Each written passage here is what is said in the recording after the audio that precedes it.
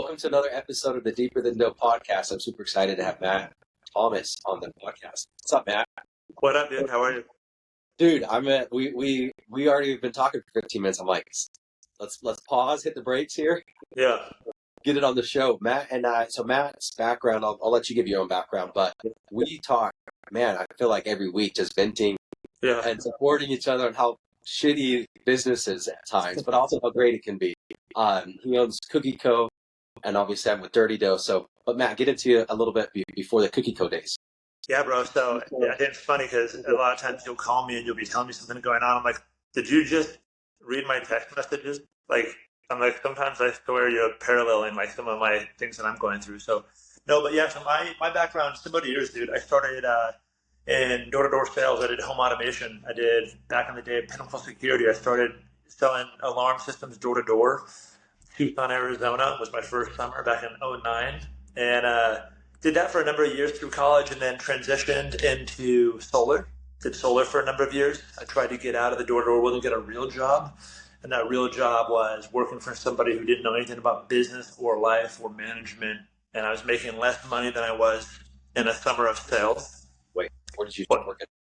I worked for Verizon Wireless on the corporate side. I actually worked as an account executive, so I did enterprise level sales.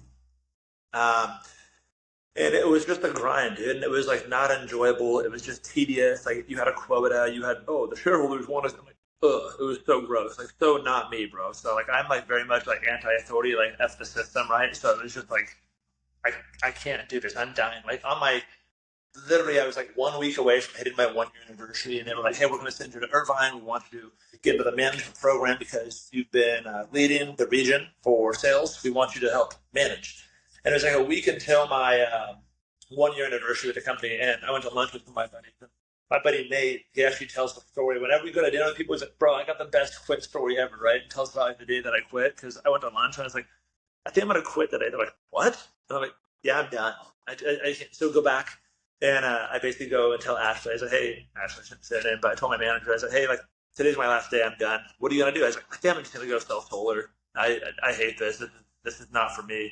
Went to solar for a number of years, and it was awesome. I loved it. It was a really, really cool experience. And then I got into branding. My background, my degree was in marketing and branding, and that's kind of what I always enjoyed, that creative flow. Love that. So I started with a couple of guys. They had already started a company, and they brought me on to help with branding and business development. And I did that for a while, for about 4 years, until COVID happened, and it just destroyed our business. And it was like, we're going to try to get through this, but we don't know. And when branding and marketing goes, because consumerism dies, like the business supply chain for our revenue just dried up. And my wife and I had just signed a lease in October of 2019 on our building that I'm in now to open up our first cookie store. The goal is to be open in March, April of 2020. And like everything else, California especially, things shut down. So we pivoted and literally started selling cookies from our garage on Instagram from like April until July, March until July. Yeah, bro. So my wife had a decent little following on social media, like 20 or 30,000 people on IG. And she's like, "I'm going to just try to do this on Instagram until we get our store open because we need money." Like I lost my job, and it was a startup company, so my pay wasn't consistent. It wasn't great. So what I did have disappeared, and it was like, we've got to do something, right? So I was trying to do some consulting for a few companies that reached out to me, and we started just doing cookies. And so she put on her Instagram, and she sold like 18 or 19 boxes her first week, $15 a box. And I was like, oh, cool, and the next week it was 30, then 37, then 50. Delivery, or is this like No, so we set up like a Costco table. We'd write your name on the box, and you'd come to our house, and our neighbors thought we were like a trap house, dude. They thought we were like selling drugs because we had cars pop up, walk into our garage, grab their box, take off. It got to the point where we were doing about 300 boxes a week the month before we opened our doors. And then we took a break for about 3 weeks before we opened to prep for the grand opening. But looking back on it, dude, those were such simple times. Go into Restaurant Depot with my truck and put in 1,000 pounds of flour and 800 pounds of brown sugar and powdered sugar in the back of my trucks like this, And it was crazy that we were able to do that. And it got to the point where, like I said, we were doing 300 boxes of cookies a week from our house, And my wife, just little regular home residential oven, the thing burnt out twice. We had to pay a maintenance guy to come fix it, because we're using it 14, 15 hours a day, Um, and so it was crazy, so yeah. So Dirty Dough was actually very similar in that it started in a college. So when I invested, because I initially invested, the dude Tyler I went to high school with him. He's my little brother's friend. Didn't know him so super well. He told me he was in a commercial kitchen. I invest. A few months later, I go down to check it out. He's in his apartment, dude. Like ASU, like shitty apartment. I go in there and I like open up the oven. It's like, I was like, bro, where's your commercial kitchen? He said, did I tell you we had a commercial kitchen? I told you you were going to get one. I was like, bro, yeah, right. And that's what we did. And then we also opened up in March of 2020, the first storefront. Yeah. Wednesday was like COVID shutdowns, and this grand opening stuff Friday. So when did you guys actually end up opening? You said in June of 2020? August. We sold cookies from March until July, and then we opened like August 13th, 2020. Was our first day open. Really good to kind of, I guess, test it out? Yeah, I mean, it was good because we had a loyal following, in our community, and so we had some really good support when we opened up, and it was basically like.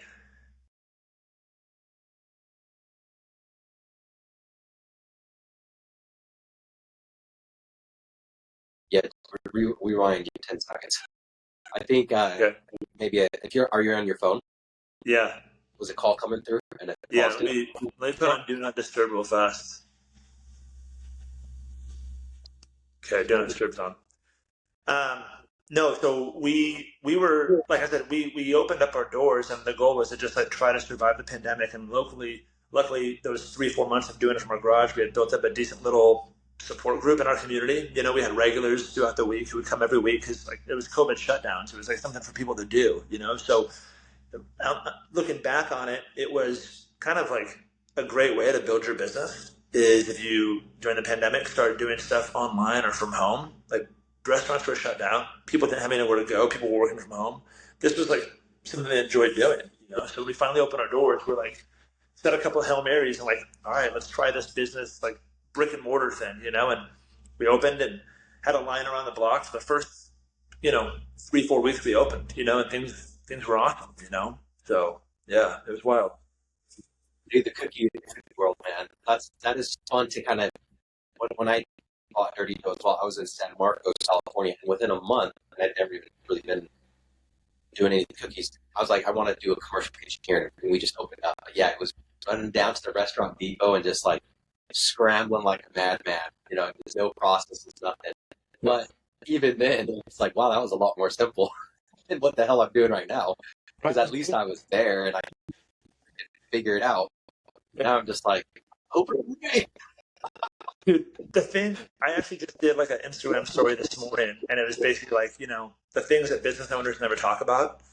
And it's like, rarely do people talk about the difficulties of being a business owner because people don't want to be vulnerable, right? So they like have this like facade of like, my life's awesome, I own a business, I'm successful, but also that's like what people think. Like, oh, you own a business, you must be killing it. It's like, dude, I literally am just trying to get 3 hours of sleep a night, that not tossing and turning and trying to solve all the world's problems, right? Like, being a business owner is very rewarding, but it's also very challenging, right? And the victories are short-lived. Like, by the time that you got, a good email or a text or a phone call that was awesome, you're like, great. And then you have 6 fires you got to put out, right? And I mean, there's pros and cons, but there's so many more pros, I think, than cons. Unfortunately, the cons take more of your time. Yeah. Yeah, that's something, I mean, being in Utah, and Dirty Dough has a decent brand now, and oh, you must be crushing it. I'm like, it depends on how you measure crushing it. If we're open source, sure, but like, do I have $1 bajillion in the bank, and am I sleeping good at night? No. So like, you have no idea. People just have no idea, and it's just the outward. And I'm like, and then it makes me think, how many businesses do I think, oh, these guys have it perfect? And I'm like, I just have no idea. They have no problems. When I was in Turkey doing this transplant, in Istanbul, there's Syrian refugees everywhere. Like, I was showing my wife pictures actually just last night, and your phone, it shows you the time, 4:30 a.m. 3:30 a.m., 5 o'clock at 5 a.m. Like I was out the whole night. This was on a Tuesday night. There's kids everywhere, and it was just like taking them to stores so they could buy some food. And they all just sit there, and they're like that. And I'm trying to talk with them. I don't speak their language. They don't speak my language. They don't speak the local language. And then it hit me, and I'm just like, you're looking at like an American tourist, like, oh, we have all this money, this and that, handing out. And then I go back to my hotel that night, and I'm like, I'm literally doing the same thing. I go back to the United States, and then I hand out my money to banks, or I hand out my hand to banks and to investors and to private equity. I'm just like, give me money. Like, I'm begging for money. Like, it's just a different scale, but we're all just looking to the next person above us and saying, hey, help me out. I don't know. It was kind of a weird thing. Like, you're begging. Point. I'm kidding as well. Yeah, those kids look at you as an American, thinking like you've got it made. Like in their definition, like that's as good as it gets. And we're blessed to live in this country. We're blessed. I'm not comparing us to anything like that, but I do think it's all about perspective, right? Like you look at banks, you look at investors, and and it's really everybody's looking for. Right? Everyone's looking for a handout, right? And it's needed. I think 2023, by all means, every business owner that I talk to, whether it be another competitor, people who own Crumbles, people who own other concepts, friends of mine who own fairly large businesses, they're like, dude, 2023 was a very difficult year. Like one of my buddies, he is the president of a bank, credit union. I think they have 30 or 34 locations throughout the Southwest. And he's like, dude, last year was one of the most difficult years in banking since the '08 recession, but nobody's talking about it. Like, our Cisco rep said he's been there for a decade or so. Said that we've never had this many companies be passed to from what they have. My rep told me the same thing. He said that he said it's been a long time since we had this many accounts shut down because businesses were going under. And nobody is talking about. I've been looking kind of into I don't know, this is probably a YouTube video or something. It's like how the economy or the world, whatever, goes through cycles. And every 20 years, you have a good economy, and then it kind of slows down, and then it's a bad economy, and then it speeds back up. And it's like, we're in that bad economy. And they said, looking at the, what the hell is it, the top 500, the Inc. 500, like 70% of those companies are founded during the hard times. Because if you can make it during the hard times, you can make it during the good times. Yeah. If you make it during the good times, you're kind of fat and happy, and you don't grow lean. Which honestly is the mistake that I made with Dirty Deal, because we were selling so many freaking franchises. It's like, oh, we have unlimited money. That's like, that was dumb. Sure. We grew in the happy times the first year, and then the economy started shrinking and tightening. Anyway, I just thought that was very interesting.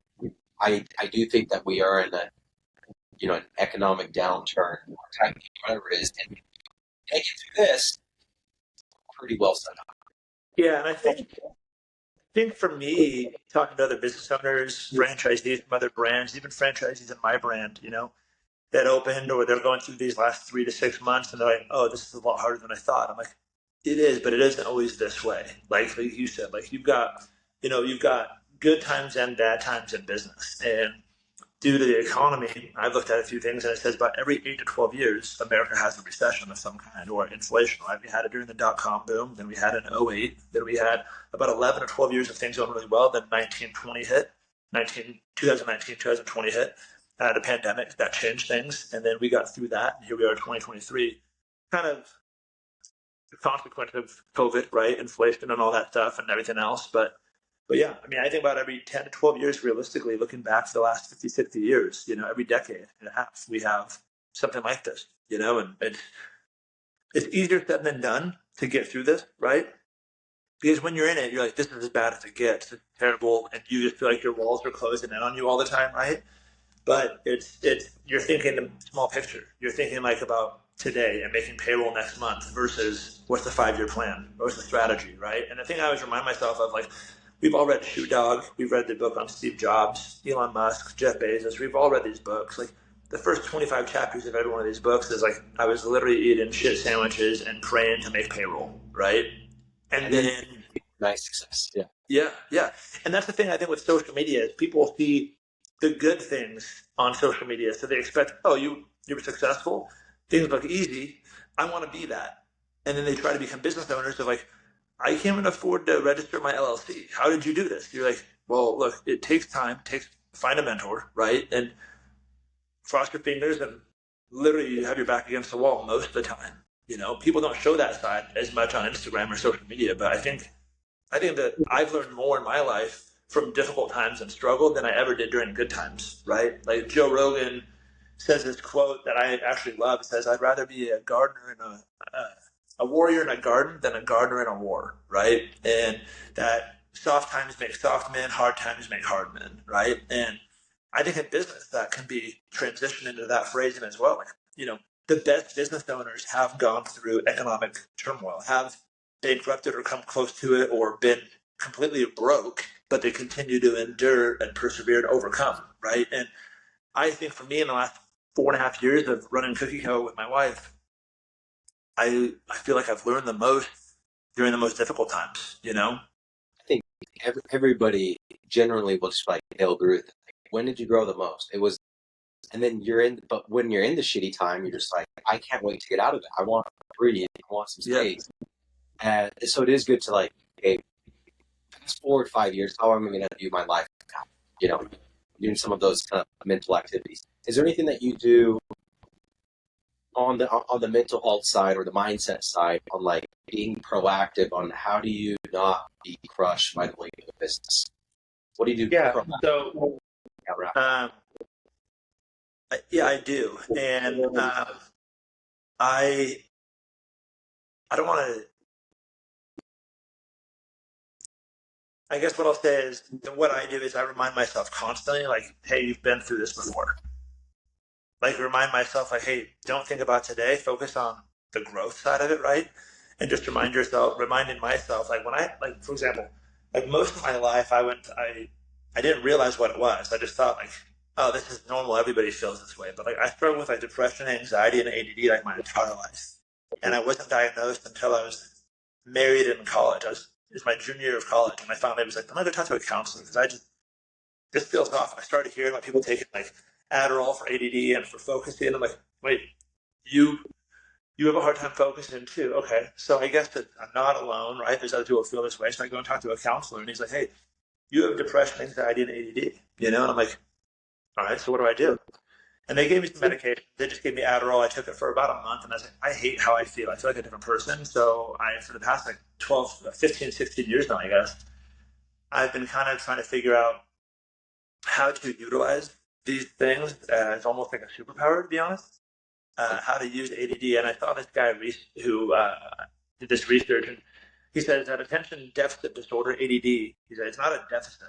He's like, it should be called attention displacement disorder, because if you find something that you're passionate about, you can be hyper-focused, right? And I think that's for entrepreneurs who struggle with ADD. Like, look at it that way. Like, you have attention displacement disorder. Like, put me in a classroom and teach me biology, I'm going to struggle. I'm going to have a hard time sitting there listening to your lecture. But put me in a classroom that allows group breakout sessions discussing business practices, I could lead that group and be stoked and be super successful there, right? And so I've been consciously trying to figure out how to utilize that as a superpower, but then also on the depression anxiety side, you know, like one of the things I've tried to focus on is like depression comes from focusing on the past, anxiety comes about worrying on the future or the unknowns, right? And just remind myself, like, be in the present. Don't focus on the past, don't focus on the future. Be in the present, be mindful, and work towards the future. And just remind myself, like, you're not alone. Like, millions of people have done this, millions of people go through this, like, this too shall pass, right? Because it is very easy to focus on the current state, the current situation, right? Rather than what's the plan for next week, let alone 5-year plan, you know? So that's really what I remind myself often on that, you know, like, this too shall pass. Yeah, I mean, changing the perspective, like going, again, I was kind of relating somebody on the street begging for money. I'm like, dude, that's all the hell all of us do. We're just asking other people for money. But it's obviously a different skill. And to also just, I mean, kind of sitting back and your life, or my life, or anybody's life, most people's life in the United States, like you could get 1 billion people that are alive today, and if they had your life, they would consider their prayers answered. Sure. And you look at it like that, and you're like, well, then why the hell am I bitching? You know, like, I have everything in the world that this other person wants. Why is it not enough for me? You know, For those little activities of the perspective change, I think are awesome. For sure. A little bit. I think you and I have a very unique relationship. We talk super often. Yeah. We're direct competitors, literally Yeah. direct competitors. And it's like, this is my box pricing, this is my lender, this is who I'm our advisory contracts. I mean, we share everything. And not once have I felt like, oh, is this not going to be good for my business? You know, it's been so positive. One, to have somebody there that listens to me bitch. Sure. And then two, one that understands me and that's going through something similar. And then also that we could help each other on the business side. And it's not like there's no way it's taking revenue from one of my stores to give it to your stores or vice versa, right? Right. It's pretty uncommon that direct competitors are chatting all the time about the intricacies of business and swapping contacts. Yeah. Anyways, how did you get to that mindset? And I'd love to hear a little bit about that. I think that's a really, really valuable point, because I look at it this way. Like, I've always been of the mindset, like, I don't have a scarcity mindset. Like, there's enough to go around for everybody, right? And I look at it in the way of, like, if I can I can go and get advice from other people, right? I can go get advice from other business owners who own different concepts and things like that. But like, in talking with you, I think we got connected because you were gonna get it. It was the first thing that was Crumble was suing you guys, right? And I was like, hey, dude, I went through this. They tried to sue me before we even opened our store. They had all these crazy requests and demands, and knock on wood, it passed about 4 years ago. We got through it, and it was simple, but it was scary. Back to perspective, like, we thought we were screwed at that point. We're like, dude, Goliath is coming after us, and we literally just opened up our doors 3 months ago. Like, holy crap! Somewhat, feeling a little bit like validated, like, oh, they know who we are. Wow, cool, right? But then also like feeling very threatened, right? So talk to you during that time, and I think, like you said, like, there's something to be said about working with a competitor, right? Or communicating with your competitor and finding ways to build each other up. Because, like, if your store does $10,000 in a day, it doesn't take away from my store. Like, like, if you sell 150 franchises this month, there's 400 million people in this country. Like, if you are successful, that doesn't take away, like, somebody else's success doesn't take away from mine, right? Like, some people, like, get, like, negative, like, oh, this guy's got a Lamborghini, F that guy. Like, dude, be happy for him.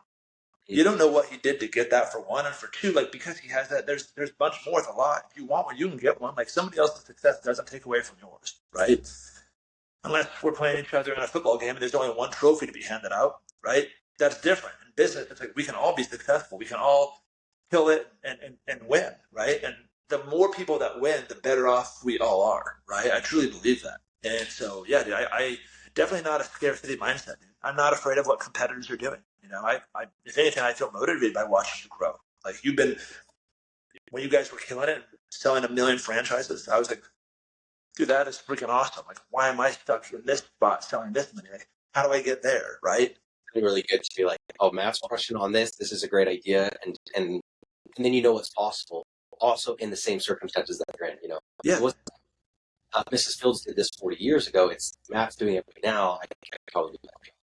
Yeah. So, anyways, I really appreciated that about you, and I really enjoyed our relationship because it's been so open, and man, it's been great just to Likewise. somebody else that knows what I'm going through, in the same industry.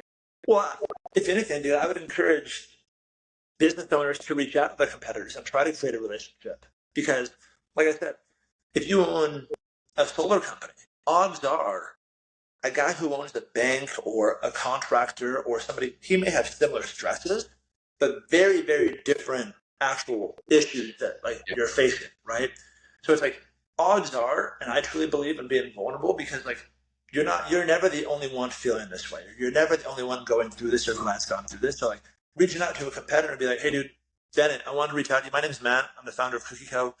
Just want to introduce myself, and I see what you guys are doing. Really admire what you're doing. I'm not sure what you guys are, your 5-year plan is, or what some of your struggles are, but we've got a lot of things I'm trying to work through right now. Like, would you be open to grabbing coffee or grabbing lunch, just as a friend? I just want to chat with you and kind of see what you're doing and what's working for you. Like, I don't want your recipes. I'm not trying to get anything from you, but just looking at, like, who's your manufacturer for boxes? Who does your bases? Who are you using for distribution? Oh, we were using US Foods. We just switched to Cisco. We kind of pricing personally. Okay, right? Like those things, like me getting a better margin from Cisco because you're using them versus me using US Foods. Like me saving money on my end doesn't take away from you. Like, I think then, that's the big thing. People don't, they see the win lose when it's like, when the economy, man, I just had this conversation maybe 2 days ago. Somebody was talking about a very wealthy church building all these buildings and this and that. It's like, man, how much money went into that when I could have gone to something else? It's like, that's one way of looking at it. Or you can look at how many legitimately millions of jobs were created, to go build all of these different things. It was like a conversation on religion should be taxes. And none of that really mattered, but it's like, well, look at all the jobs that were created. How many people can now feed their families because they made these buildings for people to worship, whether you believe in that religion or not. It did uplift the entire economy. And last year, I saw a bajillion memes on how Taylor Swift's concert was keeping the economy afloat. But it's like, that's cool. Like, she generated $1 billion plus in revenue on a tour, or multiple $1 billion. Rather than like, oh, do we need entertainment? It's like, yeah, like look what it did, how many jobs did that create? And it is, if you sell more cookies, more jobs are created. If we sell more cookies, more jobs are created. It doesn't mean that we're taking from each other. That's just a different mindset that we're well, let me ask you this. So we have franchisees who ask us, like, hey, like, are you concerned about the market? Are you concerned about the market being saturated, right? And I'm like, no, I'm not. I actually want the market to be saturated. They're like, why would you want there to be more cookie shops? I'm like, A, it proves the demand, right? It proves the demand. B, if Crumble and Dirty Dough and all these other brands are spending millions of dollars on commercials and advertising and marketing, right? It's less consumer education that I have to spend money on, right? Like I have to spend less on marketing if other competitors are doing it, right? Like there's a reason why Burger King always builds around the corner from McDonald's. Because McDonald's is going to spend millions of dollars to get them to come to that corner. And when they get to that corner, they're like, ooh, there's a Burger King here. I'm going to try them too. I just saw one of their ads, or I haven't been there in a long time. Let me try them, right? Or the line is long at McDonald's. I'll go there, right? Like, it's kind of that same mindset of like, don't worry about what your competitor is doing. Find ways to benefit from what your competitor is doing. Find ways to create relationships with your competitors. Like, dude, to be honest, if I'm Trumbull, I'm putting together a conference and I'm hosting a conference to collaborate with not just people in the cookie space, but now they're into cinnamon rolls and doing hot pockets and things like that, right? Like I'm doing a conference for QSR development. Nobody's doing that. Like it doesn't exist. Like I would love to go to a conference hosted by arguably one of the most successful quick service restaurant or quick service retail businesses or brands ever, right? Being Trumbull. They're the fastest to get where they are. Like they're say what you want about the product or about what they do and suing people, all that stuff, like whatever. But you have to respect what they've done in the 7 or 8 years they've done it. Yeah, in 5 years. They're the best of all time. They are truly they're the outside of, it was, Chick-fil-A is better. They are, but Chick-fil-A almost went bankrupt, and you could only find them in food courts and malls going out of business for decades. Like, they've been doing this for 25, 30 years now. Crumble's been doing it for 8. Crumble they're an amazing company. Now, I will argue that they're a marketing agency pushing a product, and I've said for years that if they change their product, their numbers won't change. They can go from doing cookies, and I said they can go from cookies to churros, and the numbers will, because they've got a loyal following, they know how to market, right? Now with us, like I say, we're not a marketing agency. We're a bakery that needs to do more marketing, right? And they're a marketing agency that should do more baking, but whatever, right? So no, dude. I'm a big proponent and a big believer in all that. I think competition is great because you can learn a lot from your competitors, but also, you can add value and actually see success in working with your competitors directly. And we've had, you and I with other owners of other dessert concepts talking marketing. And anyways, it is, most people do accept that cold email or cold LinkedIn message to say, hey, do you want to link up, just to link up? Because they're also kind of, they're in the same spot. That it's going good, but they think that it could go better and it's a little bit slower and this and that. It's like, we all know we need help. So to reach out, people accept that and they're like, oh, heck yeah. Oh, 100%. Super successful. You're like, And dude, hey man, I'm figuring this out with you, brother. yeah, and to be honest, sometimes it may just be a matter of they don't feel comfortable sharing that. But then if you say, "Hey, look, dude, I'm going through this," and you're like, "Oh my gosh, thank you so much for saying that, bro. I'm facing the exact same thing." Or, "Hey, you know what? I went through that. This is what I found. Good luck. Like, is there anything I can help you with? Like, what are you struggling with? Like, right now it's funding. We're trying to get some funding. Hey, talk to so and so, right? Such and such capital. They're a great resource. They helped me out. Talk to them, right? Like, okay." And it's almost like the first time, I'll be honest, like when you and I first started talking, I'm like, can I trust this guy? Is he going to still like, is he giving me crap information to try to destroy my business? Right. But then it was like you being successful and seeing me be successful. Like we're in different markets. We're in different places. Right. Like it, it doesn't take away, like someone's success doesn't take away from yours and prevent you from being successful. You know, I mean, there's an Apple and a Google, there's an Amazon and an Alibaba. Like they're all $1 billion enterprises, you know? And it's like, dude, either they work together, they work against each other, or there's an M&A that takes place, right? Like look at the PGA and Live, right? They were working against each other and direct enemies, lawsuits galore, and now they're merging, right? So it's like working with your competitors, there's a lot of benefits that come from that. I think it's rare, but it shouldn't be, to be honest. I agree with you. And anyways, again, I appreciate that about you, and you've always been super easy to talk with, and it's awesome to be like, no, yeah, I know the owner of Cookie Co. He's freaking awesome. We talk all the time. And Yeah. people are really, so anyway, But I've had franchisees. We're talking to Dirty Dough as well, and I'm like, dude, Bennett's awesome. I'm like, oh, you know Bennett? I was like, I just got off the phone with them. They're like, oh wow. I'm like, they're great. We're different. We're definitely different products. We're both in the cookie space. I'm like, it's like comparing McDonald's to Burger King, or Del Taco to Taco Bell. Like we're similar. That we both do the same thing, but we do it differently. And they're both great. So that builds a lot more trust and respect. for sure, Positively about a competitor rather than just trying to shit on them, because absolutely. you know that your competitors always have positive. So if you don't ignore them, right? And like, oh, that's great. Here's the difference: is you choose, and I, Bro, I actually had a franchisee who was telling me they were talking to you. They wanted, I won't say her name, but it was her and her sister and her dad. They were doing a store. They wanted to do New York. I actually told them they're a better fit for you. oh really?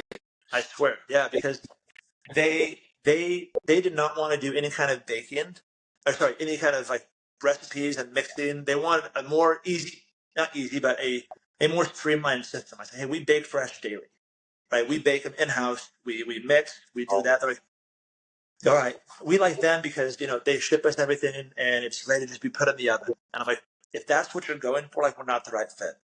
Yeah. And it's not a matter of who's a better product. It's because very rarely do franchisees are they looking like I want to be the most passionate about my product. It's like, no, how much money can I make? And this is what I'm looking to do, right? So I'm like, Dirty Dough is a better option. I don't know if they moved on with you, but they definitely said thank you, and I didn't talk to them again after that, right? Maybe they thought it was crazy, but I have no idea. We're not registered in New York. I think that's the only state we're still not registered. oh, you're not. No, they recorded all these audited financials, but Took us forever to get. We got registered in New York. We just did for the second time now, but it's a process for sure. that's the one state that we decided to hold off on. Interesting. I think we're going to do this year, maybe not. But anyways, Matt, last question for you before we wrap up. What is the legacy you want to leave behind? How do you want to be remembered? Man, that's a tough question, dude. Because it's something that I'm passionate about. I want to be known. I tell people, like, on my headstone, you won't see it, and nobody's headstone. I'll tell people all the time, go to the graveyard and look at people's gravestones and look how many of them show people's bank accounts and what kind of cars they drove. Yeah. None of that information matters. It says one of two things: loving husband, loving mother, loving father, loving wife, etc. For me, I want my legacy to be known that I was loyal to the relationships in my life, that I took chances, and that I built something, right? And building something doesn't mean that I ever finished something. It doesn't mean that I, did anything. I want to be known for basically being a loyal friend, a loyal husband, a loyal father, be a hard worker and try to provide opportunities for myself and other people, right? That's why I got into franchising, right? Like, to be honest, like with franchising, my wife and I had this, and I was like, dude, we're doing really well. Like, my family is very much blue collar. I'm like, it'd be pretty cool to be able to provide this opportunity for other families in different parts of the country. And then we had people reach out to it. That was something I was really excited about, you know? So, my big thing is I just want to be known for being, you know, loyal to the relationships in my life. I guess that's the really number one thing I care about most, to be honest. I love that. I agree with you. And franchising is a really good way to serve other people. It is. It is. Appreciate you being on, man. Yeah, dude. Appreciate you, bro. And I'll throw it. I'll ask you. Well, what's the best way to connect with you as far as social? Just Instagram. Just my IG is the easiest, to be honest. It's just the real Matt GT. Just send me a DM or whatever. I love connecting with people. I just started doing this mentor group with I cut it off at 25 people. I had 25 people say they want to do it. It's free, but I'm thinking about doing a couple more. But yeah, just send me a DM. I'm always happy to connect. Love networking. Okay. Awesome, Matt. Appreciate it. Thank you. Bye, bro. Later.